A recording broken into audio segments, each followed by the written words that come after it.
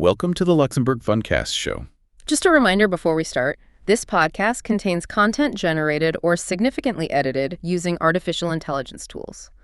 All information is provided for general informational purposes only and reflects knowledge available at the time of publication. It does not constitute financial, investment, or legal advice. We recommend that listeners verify the information independently and consult with qualified professionals for personalized advice. All right, let's jump in. Today's deep dive is all about the nuts and bolts of corporate finance documentation in Luxembourg. Right. We've gathered quite a stack of source material, laws, regulations, market analysis. And our mission is really to unpack all of that, isn't it? We want to cut through the complexity. Exactly. For you listening, whether you're deep in the legal side, finance services, or dealing with governance and compliance. Yeah, if you're navigating this landscape. We're aiming to lay out the key documents, get a feel for the negotiation process, understand where the costs come from, and map out, the typical timelines for these deals. So think of this as a curated tour through the official sources. We're not just reading statutes. We're trying to provide a clear analysis. Making the complex a bit more concrete, hopefully. We'll be hitting those key questions, the who, what, why, where, and how, to really anchor the important practical points. Okay, let's start right at the beginning. Why Luxembourg? What makes this, relatively small place such a powerhouse in corporate finance? Well, it's fascinating because, as the analysis consistently shows, it's not really an accident. It's down to a very deliberate long-term strategy. Oh, okay. You've got this foundation of political and economic stability, which is huge. But then, crucially, there's a legal and tax framework that's not just sophisticated, but it's designed to be adaptable. Adaptable how? It evolves. Plus, you have this deep pool of financial expertise right there. It creates this unique ecosystem. And the sources suggest it's specifically built for certain users. That's right. Market analysis points out it's deliberately tailored to fit the needs of investors and securitization vehicles. So it's not just passive laws, it's an active shaping of the environment. That strategic tailoring really comes through, and its international reach is undeniable. Oh, absolutely. If you look at the listing data, Luxembourg is a major strategic domicile and listing venue. The Luxus, the stock exchange, is a global leader in international listings. And they were early movers on things like green bonds, too, weren't they? They definitely were pioneers there. And another key concept highlighted in market structure analysis is this idea of blendability. Blendability. Yeah, Luxembourg solutions are designed so they can slot seamlessly into wider multi-jurisdictional structures. You don't have to do everything in Luxembourg. Right, you can pick and choose. Exactly. You might use a Luxembourg SPV for one part, benefit from its specific security laws, or list on the Luxes even if the main loan agreement is governed by, say, English law. That makes a lot of sense for those complex cross-border deals. So it's not just having good laws, but actively keeping them sharp. Precisely. The analysis points to this continuous innovation, this proactive adaptation. You see it clearly in cornerstone laws like the securitization law, the financial collateral law. And even the newer DLT frameworks. Yes, exactly.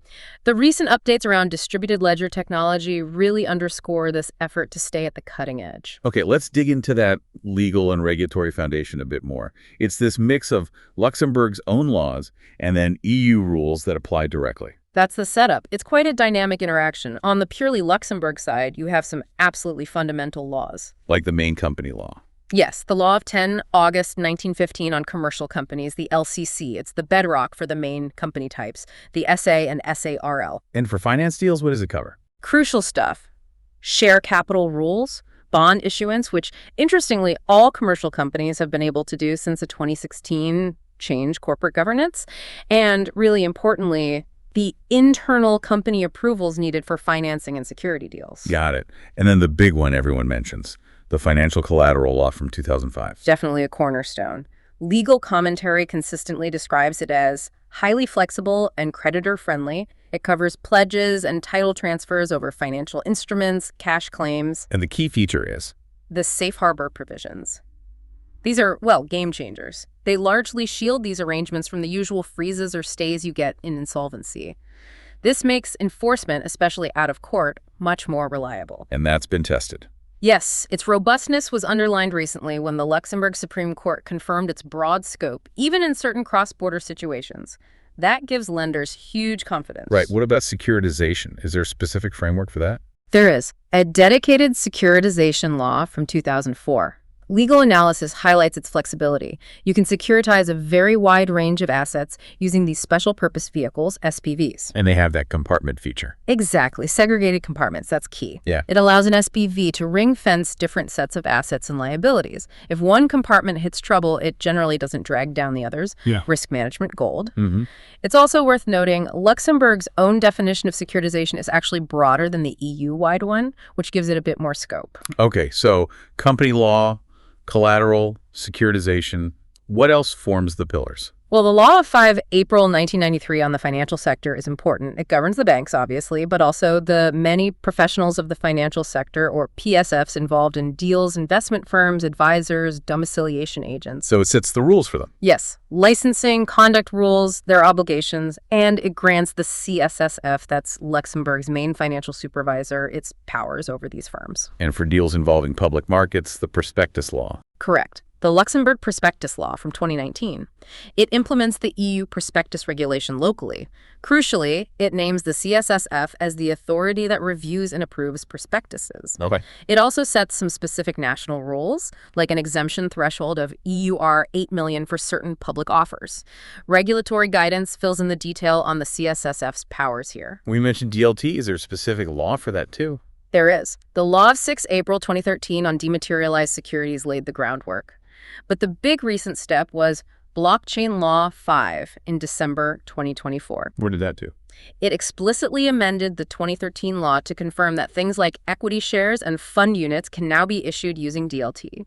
It also introduced a specific control agent model for managing these digital securities. So aiming for more efficiency. Definitely. The clear goal is efficiency, speed, better traceability using DLT. It really cements Luxembourg's ambition in the digital securities space. And the CSSF itself, its powers come from? Its own founding law, the law of 23 December 1998, that establishes the CSSF, defines its mission, and sets out its extensive powers as the main financial supervisor. So you have this complex web of Luxembourg laws interacting with directly applicable EU regulations. That's exactly it. Like the EU prospectus regulation you mentioned? Precisely. That harmonizes the rules for prospectuses across the EU for public offers and listings, aiming for investor protection and market efficiency, the whole single passport idea. And MAR, market abuse. Yes, the Market Abuse Regulation, MAR. It provides that common EU framework against insider dealing, unlawful disclosure, market manipulation, essential for market integrity and keeping investor confidence high. Any others at the EU level we need to know? The EU securitization regulation sets key requirements like due diligence, risk retention, transparency for securitizations,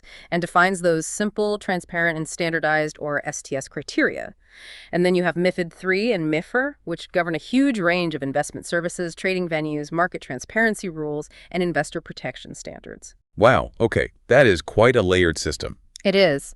And navigating that interplay between domestic laws and EU rules definitely requires careful, expert handling. But there's an underlying intention here. Absolutely. Looking across both the Luxembourg laws and the EU regulations, the consistent aim is achieving maximum legal certainty and providing really robust protection for creditors and investors.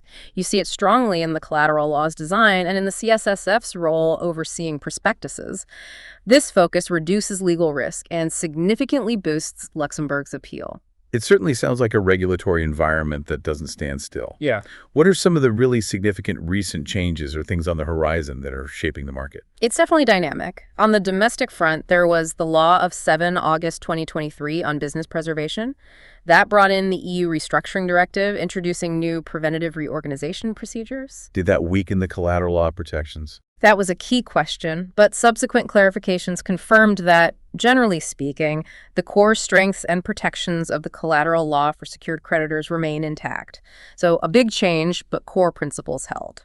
And at the EU level, there's a big push to simplify listings. Yes, the EU Listing Act, adopted late last year.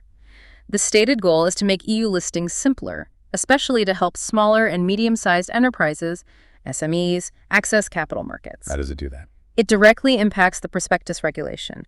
It increases some of the thresholds where you don't need a full prospectus. For example, offering new shares similar to existing ones, the exemption threshold went up from 20% to 30% of existing capital. And for certain types of notes offered by banks, the public offer threshold went from EUR 75 million up to EUR 150 million. And Luxembourg's reflecting that. Immediately. We've already seen the Luxie update its rulebook to incorporate these higher thresholds. So the aim is less paperwork, lower hurdles. That's the driving force. The Listing Act package also includes tweaks to MAIR and MiFID II. For instance, under MAIR, the European regulator ESMA is looking at extending the simplified format for insider lists previously just for SME growth markets potentially to all issuers.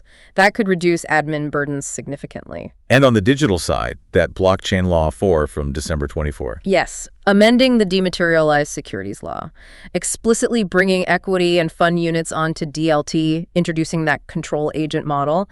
It's a clear signal facilitating digital securities issuance and management, aiming for, speed, efficiency, maybe lower costs, reinforces that digital finance ambition. The Luxess has also been active with changes this year. Very much so, especially in early 2025. Besides aligning with the Listing Act thresholds, they launched a brand new segment in March, the Euro MTF Specialist Securities segment, or EM3S. EM3S, what's special about that? It's tailored specifically for instruments aimed only at professional investors. The big advantages are enhanced confidentiality. No public disclosure of listing documents is required, and crucially, no formal prospectus approval from the CSSF is needed for admission. Wow. So that speeds things up. Hugely. Admission is designed to be very swift, potentially just 2 or 3 days after submitting the application. It's a targeted move for the professional market's need for speed. Any other Luxie initiatives? They've also enhanced their fast lane admission process for debt listed on the Euro MPF.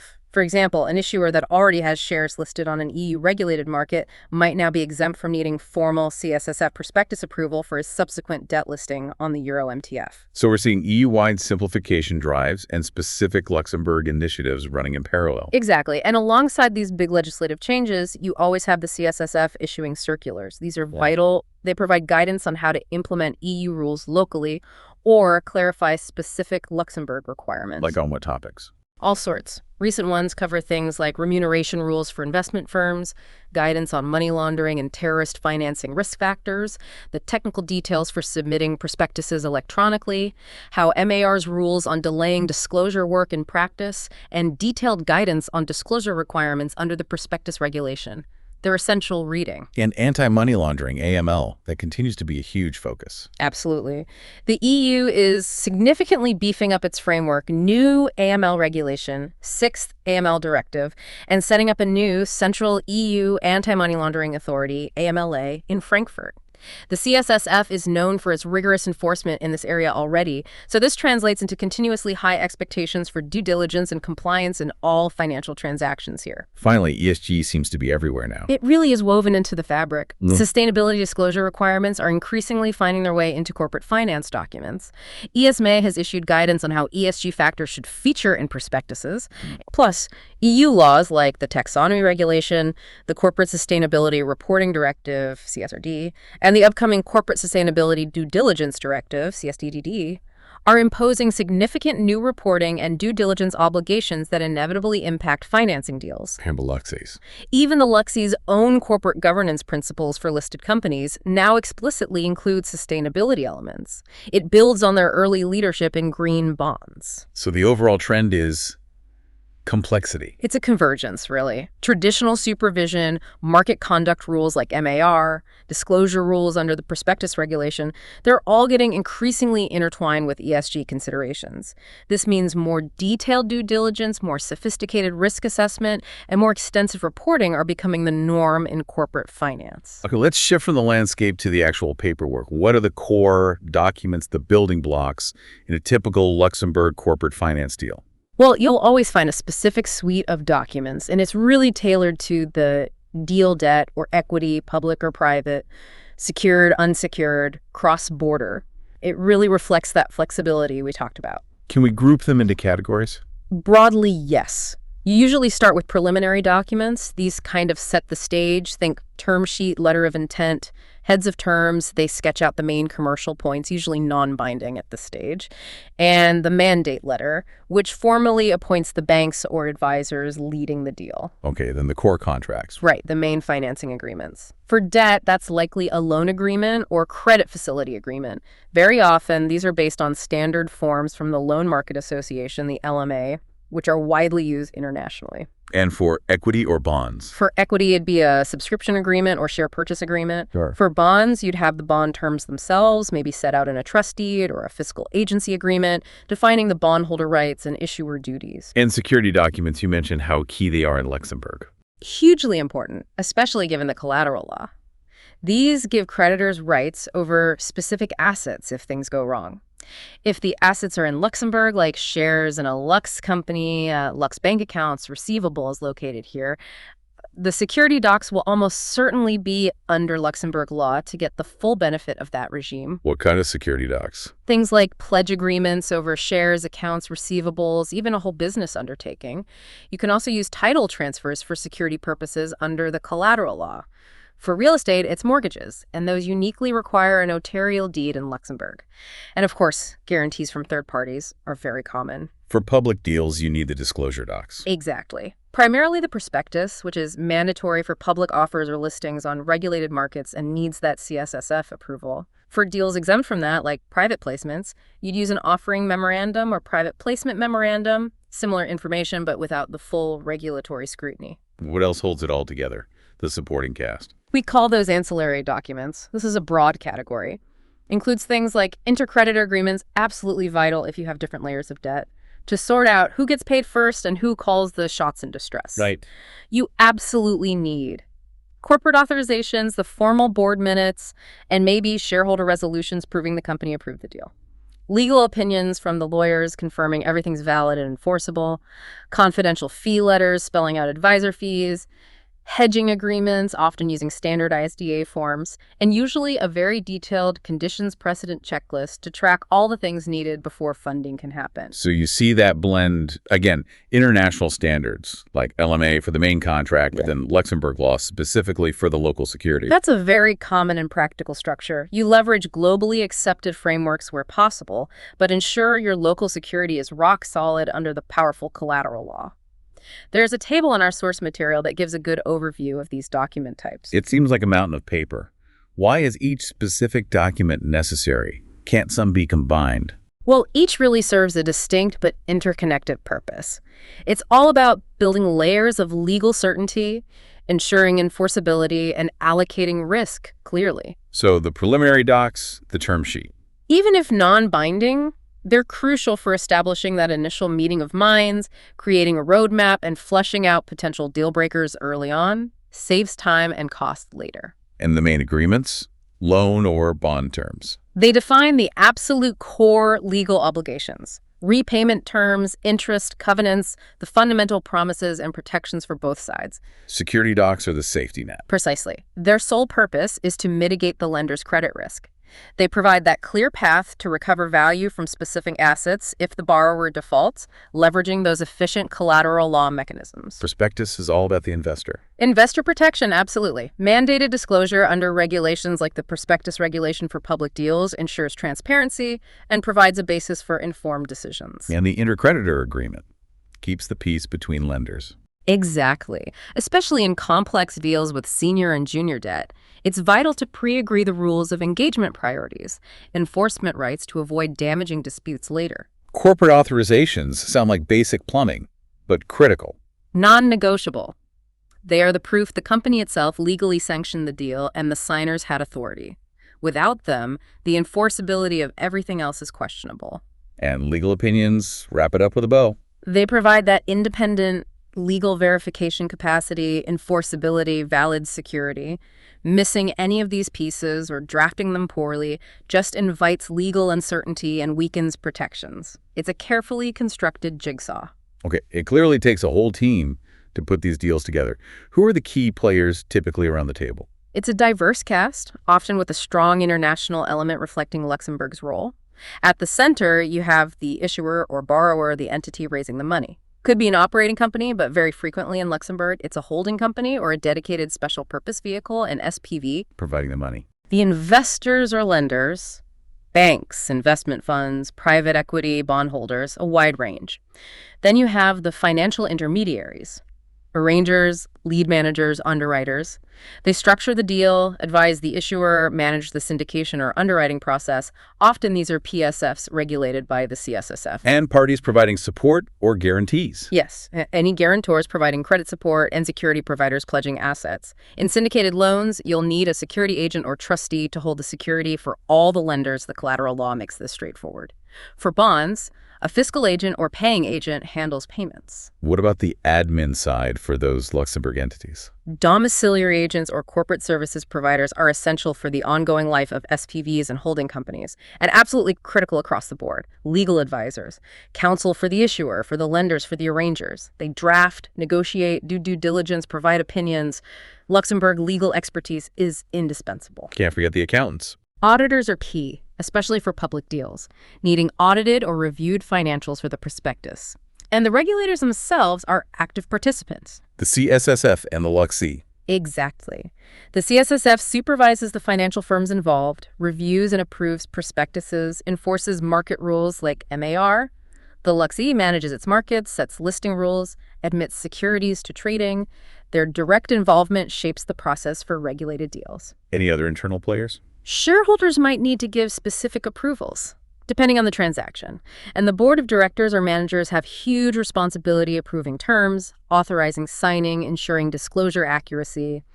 In securitizations, you also have the originator selling the assets, and maybe a fiduciary representative. It's a busy table. Looking at these documents, where are they typically governed and enforced? Is everything under Luxembourg law just because the company might be registered here? Not usually, no. Luxembourg takes a very pragmatic approach here, balancing international market practice with local legal necessities. For the main financing contracts, big syndicated loans, international bonds, it's very common to see English or New York law chosen as the governing law. Even with a Luxembourg borrower? Yes. Market analysis shows international financiers often prefer the deep body of case law and perceived predictability of those systems. Luxembourg law respects this choice under EU rules on freedom of contract. But that changes for the security documents. Almost always, yes. If you're taking security over assets located in Luxembourg shares in a Lux company, a Lux bank account, maybe local real estate, those security documents will be governed by Luxembourg law. Why the switch?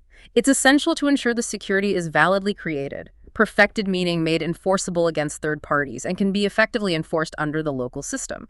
Crucially, it lets you tap into all the advantages of the Collateral Law 2005. So local law for local assets makes sense. Definitely. And for specific Luxembourg aspects within, say, securitization documents, like the legal status of the SPE, how compartments are segregated, the company's center of main interest for insolvency, Luxembourg law applies there too.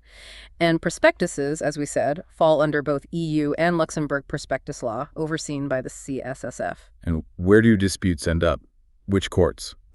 The contracts usually specify the courts of the governing law country through jurisdiction clauses.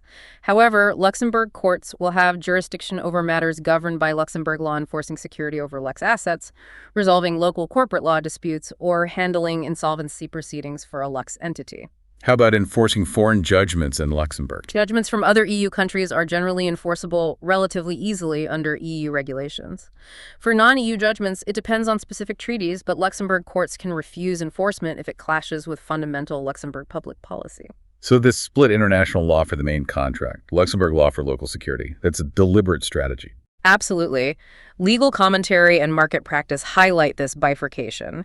It lets parties get the best of both worlds. A familiar, predictable international framework for the core commercial terms, combined with robust, efficient local security under the powerful collateral law. It needs careful coordination between lawyers in different jurisdictions, but it's a key element of Luxembourg's appeal. Party choice is paramount, but those mandatory Luxembourg rules and public policy act as a backstop. How are these complex documents actually put together and signed off? What's the process? It's a very structured, often intense process. It blends international best practices with specific Luxembourg requirements. The actual drafting is led by legal counsel, typically the lender's lawyers for a loan, or the issuers or arranger's lawyers for bonds and prospectuses. Do they start from scratch? Often not. Standard forms, like the LMA documents for loans, are frequently used as a starting point, but, and this is crucial, they are then heavily negotiated and tailored to the specifics of that particular deal, the borrower's situation, the agreed risks. So lots of back and forth. Definitely. It's iterative. Drafts fly back and forth, track changes, review calls, comments from all sides. Findings from the due diligence process feed directly into the drafting, influencing things like the reps and warranties or specific covenants. And the actual signing ceremony? Or is it less ceremonial now? It can be less ceremonial, often done electronically, but the crucial point is who signs. It must be individuals formally authorized by the company. That's why getting those internal corporate authorizations, the board minutes, maybe shareholder resolutions locked down before signing, is absolutely fundamental for validity. Are there special formalities in Luxembourg? You mentioned notaries. Yes, for certain key corporate actions or documents, a formal deed before a Luxembourg notary is mandatory. Things like incorporating a public or private limited company, SA or SARL, formally amending their articles of association, or creating a mortgage over Luxembourg real estate. That's a strict requirement. But other documents can be signed electronically. Increasingly common, yes. Luxembourg law permits electronic signatures under the EU's EIDAS framework for many agreements. After closing, there are also follow-up steps filings with the Luxembourg Commercial Register, RCS.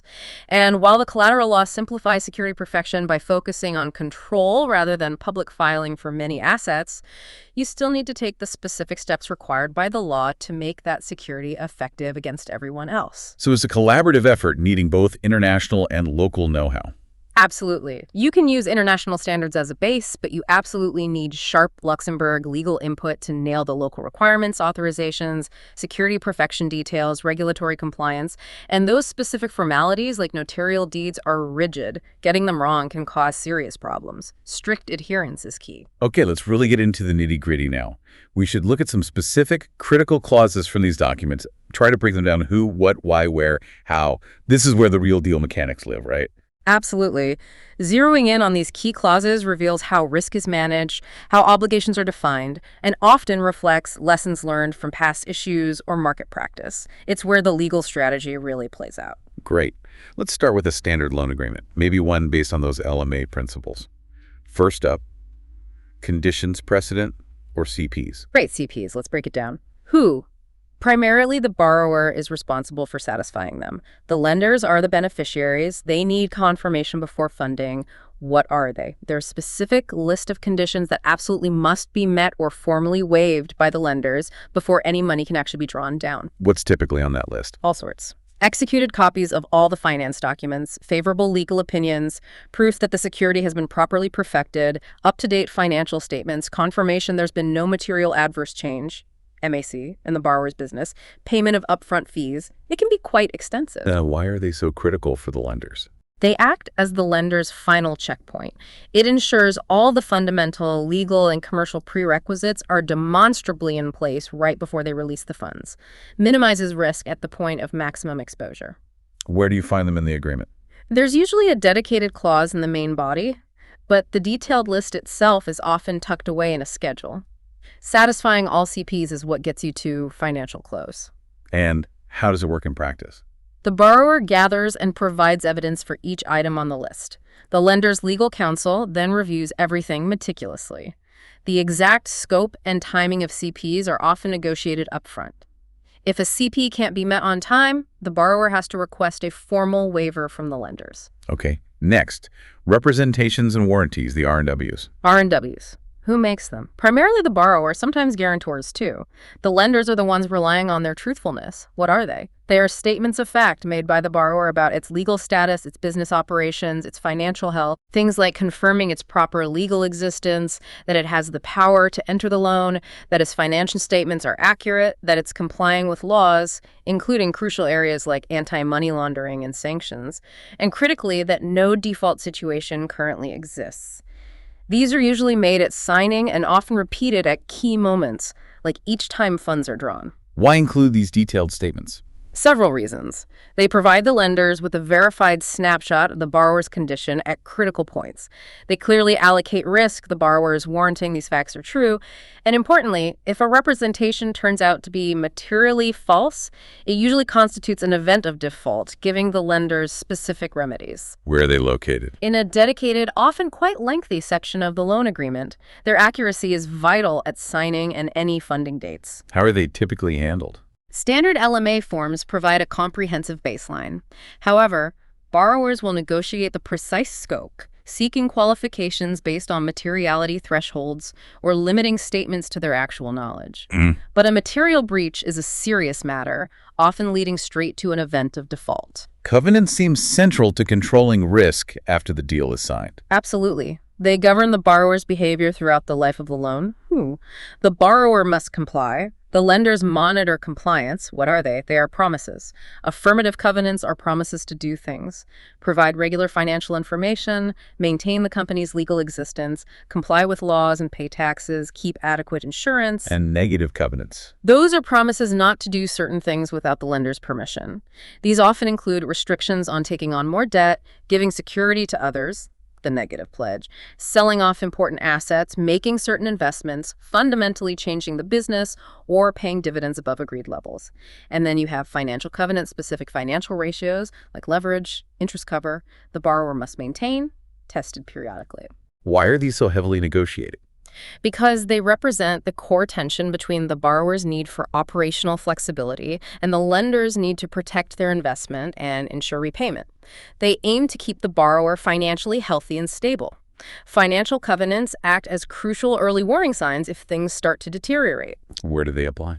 They are effective from signing right through to final repayment, central to the ongoing relationship. How does the negotiation play out? Intensely. Borrowers push for flexibility in negotiating baskets or permitted allowances for things like debt or disposals and seeking headroom in the financial ratios. Lenders push for tighter controls. Compliance is tracked through financial statements and compliance certificates. Breaching a covenant after any allowed grace period is typically a major event of default. Which leads us directly to events of default, EODs. Right, EODs. Who? Triggered by the borrower's actions, inactions, or sometimes external events like insolvency.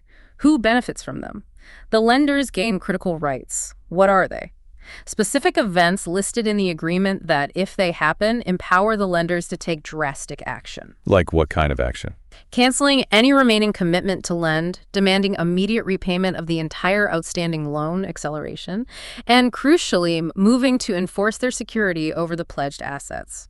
Common EODs include failure to pay principal or interest, breaching a covenant, making a false representation, entering insolvency proceedings, defaulting on other significant debts, cross-default, the loan becoming illegal, or a major negative change in the borrower's condition, a MACPI clause. Why is this section so critical? It defines the ultimate remedies for the lenders when the deal goes significantly off track, where the borrower fails fundamental obligations. It outlines the triggers for potentially ending the lending relationship and starting recovery actions. Where does it sit in the deal structure? It's a central, heavily scrutinized section.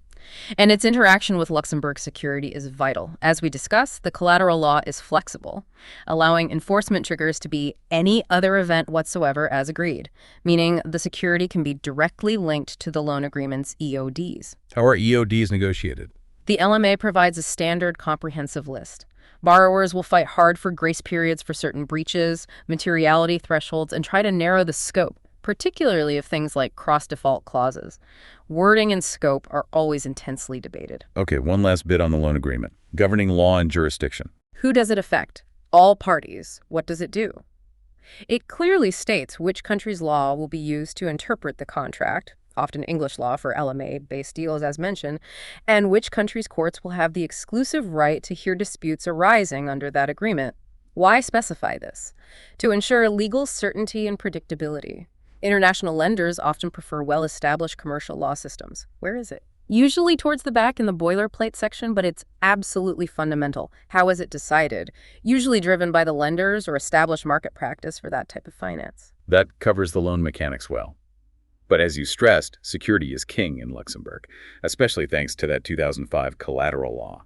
Let's pivot to a security agreement, maybe a pledge under that law. Good idea. And it's worth repeating. The collateral law is a huge part of Luxembourg's appeal for secured deals. Yeah. That combination of flexibility, strong creditor protection, and efficient out-of-court enforcement that's largely insolvency-proof. That's powerful. And the Supreme Court's recent confirmation of its broad reach just solidifies that. So in a pledge agreement under this law, what's the absolute first step? The creation of the security interest itself.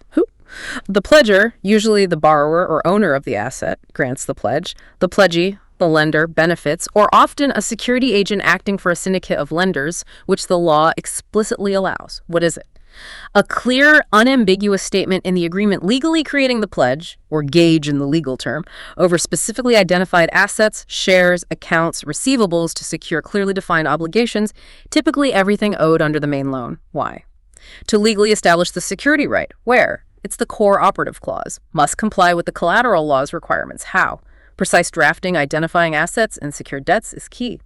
The law requires the agreement to be in writing, allowing clear identification of the pledged assets. Then comes perfection, making sure it actually works against others. Absolutely critical. This is where the collateral law gets interesting with its focus on dispossession or control. Who needs to act? The pledger, the pledgee, and sometimes third parties like banks holding pledged accounts or company registrars for shares. What are the requirements? These are the steps needed to make the pledge enforceable against third parties, and most importantly, to make it stand up in an insolvency situation. The law requires the written agreement plus effective dispossession or control. What does dispossession or control mean in practice? It varies by asset. For registered shares, it usually means recording the pledge in the company's share register. For a bank account, it means notifying the bank where the account is held, getting their formal acknowledgement is best practice, and establishing the pledgee's control over the funds. For book entry securities, it might involve crediting them to a specific pledged securities account controlled by the pledgee. Why is this perfection step so vital? It establishes the pledgee's priority over any later competing claims to the same asset and is the key to the pledge surviving the pledger's potential insolvency. Where does this happen? The obligation is in the agreement, but the actions, notification, registration, transfer happen outside the document itself. How? Procedures differ for each asset type. The collateral laws focus on control rather than just public registration for many financial assets is a key streamlining feature. But getting these practical steps exactly right is absolutely crucial. The scope of secured obligations, ensuring the security covers all the debt. Right. Who defines this? The clause spells out which of the pledger's debts to the pledgee, or the secured parties, are covered by the collateral. What does it cover? Typically drafted very broadly. All amounts due under the main financing principle, interest, fees, costs, indemnities, everything. A key flexibility in the collateral law is that it allows security for future debts as well as present ones, and can benefit future beneficiaries too, as long as they're identifiable. Why define it broadly? To make sure the collateral genuinely covers the full extent of the potential liabilities arising from the deal. Where? It usually cross-references the main financing agreement to define the debts. How?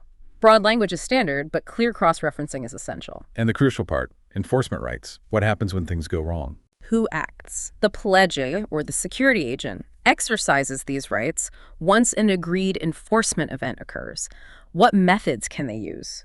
The ways the creditor can actually realize the value from the pledged assets on default. And here, the Luxembourg collateral law is particularly powerful. It provides for flexible, creditor-friendly, and crucially out-of-court enforcement methods unless the parties specifically agree otherwise in the pledge. Why is out-of-court so important? Speed and efficiency. It avoids potentially lengthy and costly court procedures, provides diverse ways to recover value quickly. Where do these rights apply?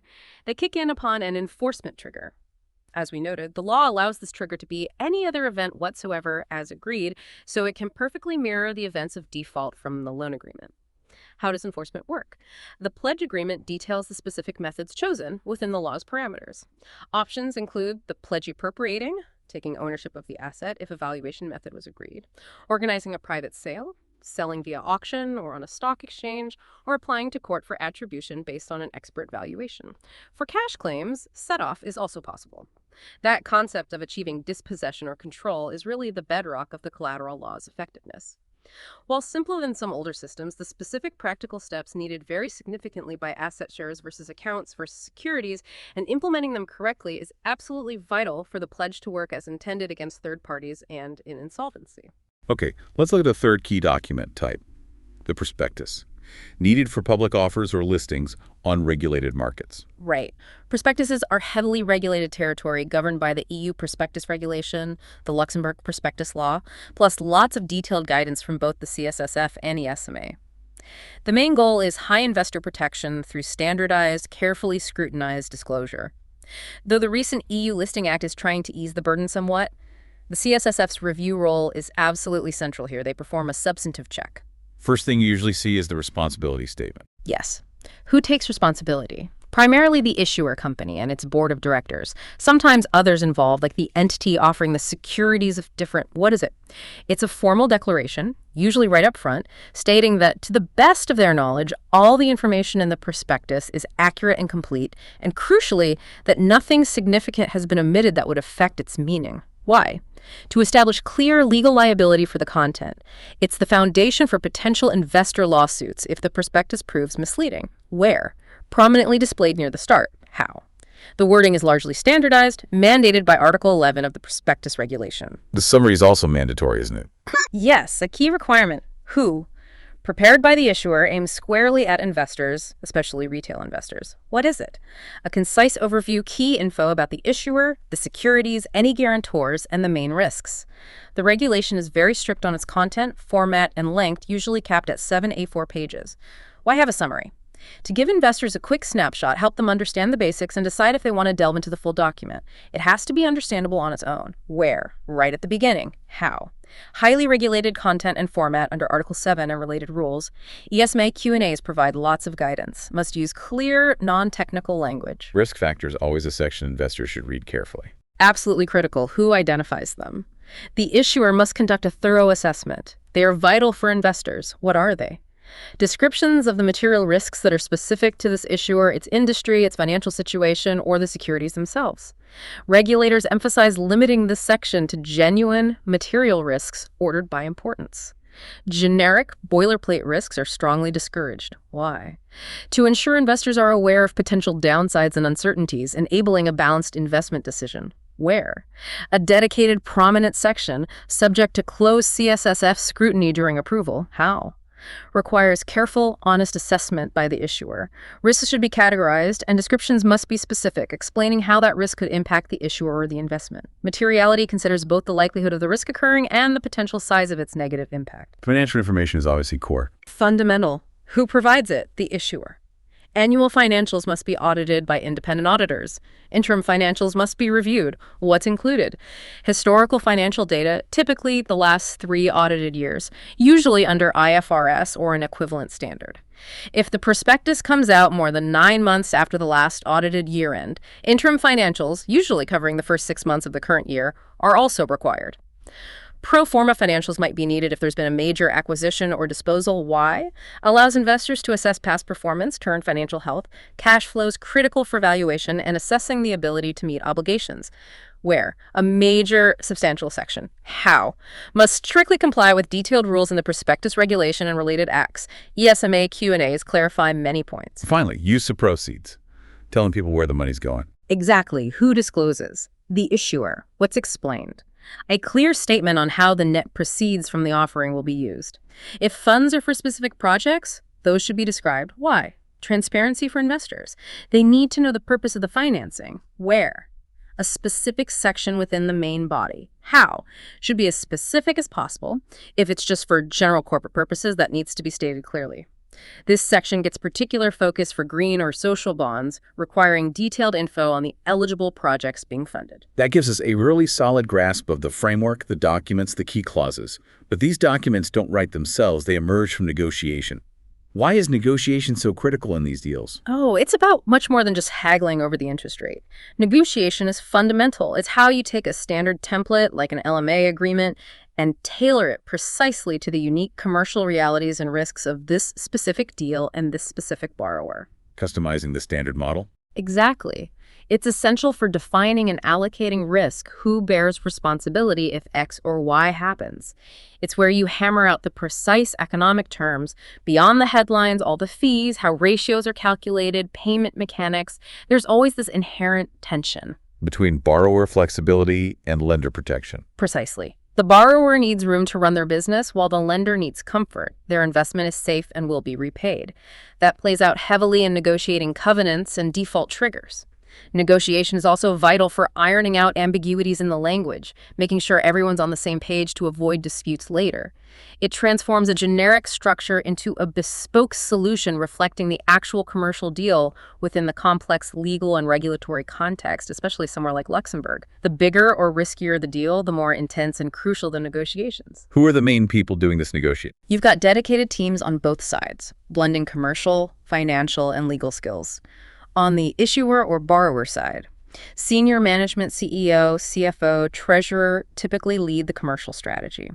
In-house legal coordinates internally and advises management, working closely with external legal counsel. And the external lawyers are key. Absolutely critical. They draft, review, advise on legal risks, ensure compliance, including specific Lux law points like security perfection, and lead the detailed legal negotiation. As the sources stress, being well advised is paramount. Financial advisors might also be involved on strategy and market terms. What about the lender or investor side? Similar structure. You have the deal team or relationship managers leading commercially and assessing credit risk. In-house legal oversees external counsel and manages internal compliance. External legal counsel for the lenders often takes the lead, drafting the initial loan documents and negotiates hard on their client's behalf, focusing on risk mitigation and robust security. And behind them, internal credit or investment committees wield significant influence based on their risk appetite. Any other negotiators involved? Yes. Arrangers or underwriters negotiate with the issuer first, then potentially with the wider syndicate or investors. Security agent counsel reviews the agent's specific duties. And remember, given Luxembourg's blendability, you often have multiple law firms coordinating across jurisdictions, maybe English law counsel for the facility, Luxembourg counsel for the security. It requires real teamwork. So what specific terms usually cause the most debate? Where are the battlegrounds? It varies, of course, but some areas are perennial hotspots economically. The obvious ones: interest rates, margins, fees, arrangement commitment, prepayment penalties. For equity deals, the valuation and dividend policy are key. And on the control and flexibility side, that seems like prime negotiating territory. That's where much of the heavy lifting happens in the legal docs. Conditions precedent their scope, timing, materiality, representations and warranties their breadth, qualifications, how often they're repeated. But covenants are usually the most intensely negotiated area. Financial covenants especially. Yes. The specific ratios, definitions, calculation methods, testing frequency, the amount of headroom allowed, any rights to cure a breach with equity, huge focus there. Information covenants, what needs reporting, and negative covenants, those restrictions on debt. Security, the negative pledge, asset sales, investments, business changes, dividend caps are fiercely debated. Borrowers push for baskets and carve-outs to maintain flexibility.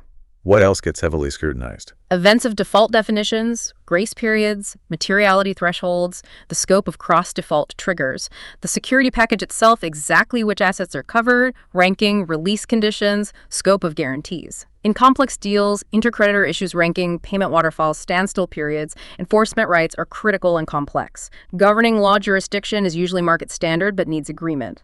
And prepayment redemption rights and associated costs are always negotiated. Where does all this intense negotiation actually happen? Is it still smoky back rooms? Less smoke, maybe, and fewer back rooms. Physical meetings still occur, sure, at offices in Luxembourg or London or wherever. But increasingly, the negotiation happens in the virtual environment. Drafts exchanged by email, countless conference calls, video meetings.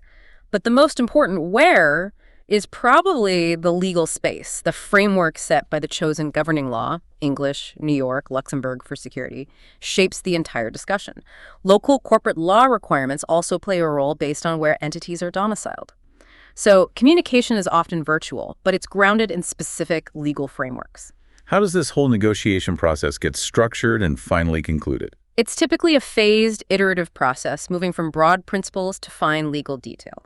Starts with preparation and origination, identifying the need, selecting advisors, agreeing the mandate. And the initial terms. Phase 2, structuring, due diligence, mandate, detailed transaction design, thorough DD by all sides, negotiation of the high-level term sheet or LOI, and signing the formal mandate letter appointing the lead bank's advisors. Then the lawyers really get busy. Phase 3, documentation, often the most time-consuming. Drafting the main agreements, security docs, intercreditor, maybe prospectus. Multiple rounds of review, comments, negotiation calls and meetings, clause by clause, often runs in parallel streams for different documents. And if it's public, regulators step in. Phase 4, regulatory approvals and marketing syndication. Submitting draft prospectuses to the CSSF, responding to their comments, applying for Luxy listing. Simultaneously, maybe syndicating the loan to other banks or marketing the securities via roadshows. What are the final hurdles? Phase 5, internal approvals and signing. Getting those final, formal board and shareholder resolutions. Finalizing documents based on last-minute points, then formal execution by authorized signatories. Phase 6, closing and funding. The big day. All CPs are satisfied or waived. Final closing docs, including legal opinions, are delivered. Security is perfected. Then funds flow from lenders, investors, and securities are issued, delivered. Phase 7, post-closing. Necessary filings, transition to ongoing compliance, reporting, debt service, etc. It's a sequential process. Early agreements shape later stages. A failure to agree on a fundamental point, even late on, can cause major delays, extra cost, or even kill the deal. Let's switch gears to the money side of things, the costs. Yeah. Why do these transactions inevitably rack up expenses? Well, fundamentally, you're paying for a whole ecosystem of specialized services needed to structure, document, regulate, and execute these often very complex deals. You're compensating the financial intermediaries, arrangers, underwriters, advisors for their structuring work, market access, distribution efforts. That comes in the form of various fees. Legal fees must be a big chunk. Indispensable and usually significant, yes. You need expert legal counsel for drafting, negotiating, due diligence, navigating regulations, providing those crucial opinions. Due diligence itself has costs paying accountants, lawyers, possibly commercial consultants to thoroughly vet the borrower and the deal risks. And regulatory bodies charge too. Yes, direct regulatory fees are payable to the CSSF for prospectus approval and to the Luxy for listing. Plus, there are indirect costs in preparing all the documentation to meet their standards. Risk assumption is also priced in somewhere, reflected in interest margins or fees. What about setting up the structures? Admin and structuring costs, definitely. Especially with the common use of SPVs in Luxembourg, you have setup costs, ongoing domiciliation fees, accounting fees. And security perfection isn't free. While registry fees under the collateral law can be minimal, you might have notary fees for mortgages or costs for asset valuations. Basically, the more complex the deal, the more parties, the more regulation, the higher the costs. Who generally picks up the tab for these different costs? Market practice is pretty clear here. The issuer or borrower, the entity raising the capital, bears the overwhelming majority of the costs. So they pay their own advisors and the lender's advisors too? Typically, yes. They cover their own legal, financial, accounting fees, and they usually reimburse the reasonable legal fees of the lenders and arrangers, though this reimbursement is often negotiated and frequently capped. Arranger underwriter fees, financiers' due diligence costs, regulatory fees to CSSF and Luxy, security perfection costs, notary fees, printing, it's almost all borne by the issuer. So lenders mostly just cover their internal team costs? Generally, yes. Lenders and investors cover their internal deal, team time, and analysis. They might absorb external legal costs above a negotiated cap paid by the borrower. The return comes primarily through interest, dividends, or capital gains. It's rare for core costs to be shared. It reflects the reality that the borrower is the primary beneficiary seeking funds. Negotiation usually centers on the reasonableness of third-party costs, especially those lender legal fees. Can you break down the typical cost components we might see? Sure, though it varies hugely. Big items include financial advisory arrangement, fees arrangement, underwriting placement fees, often a percentage of the deal size, quite negotiable. Advisory fees for strategic input, legal fees covering the issuer's lawyers, the lender's investors' lawyers, reimbursement often capped, arranger's counsel, plus any specialist tax or regulatory advice. These can be substantial. Due diligence costs, fees for accountants, lawyers, other specialists doing the vetting. Specific Luxembourg costs. Key ones are the regulatory fees. CSSF charges for prospectus review. A 2021 regulation set fees like €12,500 for a URD review, plus percentage fees based on offer value for notes. The Luxembourg has its own initial listing and annual fees, varying by market and security type. Agency fees are ongoing costs for paying fiscal agents bonds, security agents trustees, facility agents loans, auditing fees for the necessary audits or reviews of financials. For rated deals, rating agency fees can be significant. Notary fees for those mandatory Luxembourg beads, incorporation mortgages, etc., based on official scales. Then you have printing, distribution, publication costs, and miscellaneous like travel, translation. While Luxembourg aims for tax efficiency on the deal itself, minimal registration duties, VAT on services still applies. Okay, our source material has a helpful table on this. Where are these costs actually incurred and paid? Does it all happen in Luxembourg? Rarely. Reflecting the international nature of the deals, costs are incurred globally. Legal financial advisor fees are incurred where they're based. Lux, London, New York, etc. Regulatory fees are paid in Luxembourg. Printing might be done anywhere. Payment usually flows from the issuer or borrower, often netted from the deal proceeds at closing, going out to service providers in their home jurisdictions. So cross-border payments are common. How can companies try to manage or estimate these potentially large costs? Planning and negotiation are key, as many costs are variable. Strategies include getting competitive quotes when selecting advisors, negotiating fee structures, hourly rates versus fixed or capped fees, especially pushing for caps on reimbursed lender legal costs. Efficient project management helps providing info promptly. Making decisions quickly avoids wasted advisor time. Does using standard documents help? Using standard forms like LMA as a starting point can streamline drafting, yes. Clearly defining the scope of work for advisors upfront is crucial. Consulting official fee schedules from CSSF and Luxembourg helps budget regulatory costs accurately. Staging due diligence, agreeing cost allocation clearly in the mandate letter, using technology like data rooms, these all contribute. Proactive planning and understanding the components are vital for estimation and control. Let's talk about the final piece, the timeline. Why is getting a handle on the timeline so critical? It's not just admin. It's a core strategic element. It dictates effective planning and resource allocation, getting internal teams and external advisors lined up. It ensures alignment with business objectives the financing needs to land when the acquisition closes, the project starts, or the old debt matures. For public deals, market timing can be crucial, hitting a good window. It helps manage stakeholder expectations, keeping the board, shareholders informed, and critically, it allows for coordination of multiple work streams running in parallel: DD, docs, regulatory, marketing. Delays anywhere can have serious commercial fallout, missed opportunities, higher costs, unfavorable market conditions. So managing the timeline diligently is key risk management. Who's actually driving the timeline at different points? Is it the borrower? It's really a shared responsibility, with different parties taking the lead at different stages. The issuer borrower sets the initial goal and needs to provide information quickly and make decisions promptly. Their proactivity is crucial. The lead arrangers, financial advisors, underwriters often drive the overall process, managing structuring, syndication marketing, coordinating documents. Legal counsel on all sides drive the documentation drafting and negotiation. Their efficiency is paramount. And the regulators have their own pace. Exactly. Regulatory bodies like the CSSF for prospectus approval and the LuxF for listing admission represent critical path items with their own review timelines. These timelines must be factored in realistically, although initiatives like eProspectus and Luxie's Fastlane M3S aim to speed things up where possible.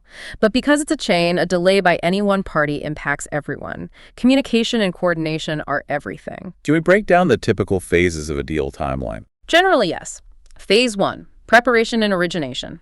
Internal needs analysis, contacting advisors, selection, mandate negotiation. Phase 2, structuring, due diligence, mandate confirmation. Detailed deal design, comprehensive DD, negotiating the term sheet lie, signing the mandate letter. Then the heavy documentation phase. Phase 3, documentation, drafting main agreements, ancillary docs, prospectus if needed, intense negotiation, auditor engagement. Phase 4, regulatory approvals and marketing syndication, submitting to CSSF LuxS, responding to comments, while simultaneously syndicating the loan or marketing the securities. Nearing the end. Phase 5, internal approvals and signing, getting final board shareholder green lights, finalizing documents, formal execution. Phase 6, closing and funding, the finish line. CP satisfied waived, final docs opinions delivered, security perfected, funds dispersed, securities issued. Phase 7, post-closing, filings, ongoing compliance reporting, debt service begins.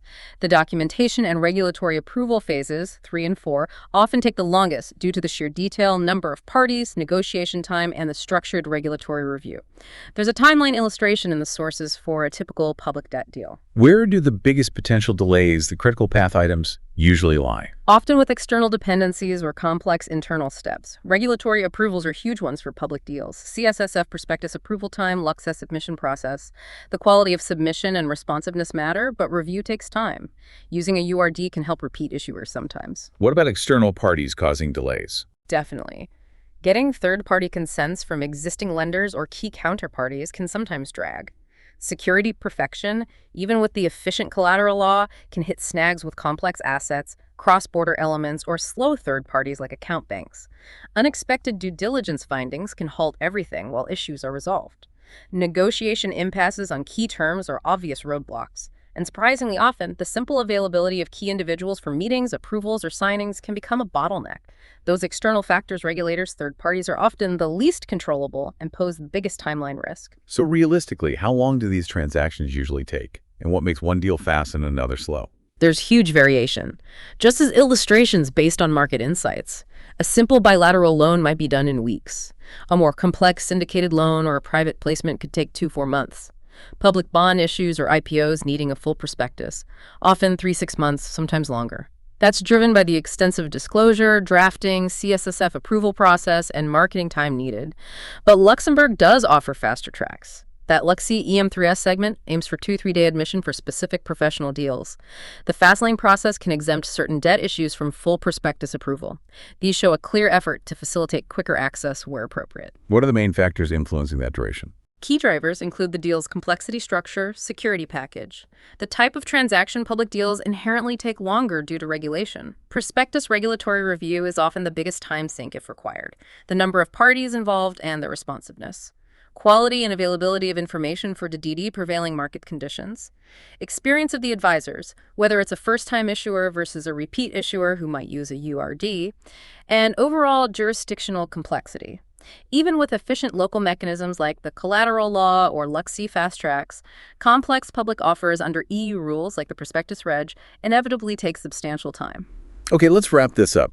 Thinking about everything we've discussed, what are the absolute key considerations for anyone navigating corporate finance documentation in Luxembourg? I think the main takeaways are, first, appreciating that unique dual legal framework, understanding how Luxembourg's own strong laws, LCC, collateral law, securitization law, interact with overarching EU regulations, prospectus reg, MAR. It's dynamic. Second, the need for precision and thorough negotiation documents need meticulous drafting to reflect the commercial deal and allocate risk correctly. Third, the strategic importance of governing law and jurisdiction choices using international standards where appropriate but leveraging Luxembourg law, especially for local security, to ensure enforceability. Fourth, regulatory compliance is non-negotiable. Adhering strictly to CSSF rules, prospectus, market conduct, and Luxes requirements listing is fundamental. Fifth, proactive cost and timeline management, having realistic expectations and managing critical paths, especially regulatory reviews. And finally, adaptability. The landscape keeps changing with EU and local updates. Listing Act, Blockchain Law 4. Staying informed is crucial for compliance and spotting new opportunities like streamlined listings. Looking ahead then, what are the big trends or developments we should keep an eye on? The evolution will continue, driven by tech, regulation, market demands. Digital finance and DLT are clearly a major strategic push for Luxembourg. That Blockchain Law 4 signals commitment. Expect more tokenized securities, new digital infrastructure, and evolving documentation practices around that. The Listing Act's impact. That will continue to unfold. We'll likely see more use of the simplified prospectus rules, potentially boosting SME listings, and the MER amendments should ease compliance burdens. And ESG. Is that just going to get bigger? Undoubtedly. The primacy of ESG seems set to intensify. It'll be even more central in investment decisions and mandatory disclosures. Demand for green sustainable finance will drive development of specific documentation standards and increase scrutiny on ESG claims. Luxembourg's leadership in green bonds positions it well. Anything else on the regulatory front? Enhanced AML-CTF scrutiny is definitely coming, with the new EU rules and the central AMLA authority. Expect even more rigorous due diligence and compliance focus in Luxembourg. And overall, expect continued regulatory adaptation from Luxembourg itself. They have a history of proactively updating laws to stay competitive. So we'll likely see targeted changes responding to EU moves and market needs.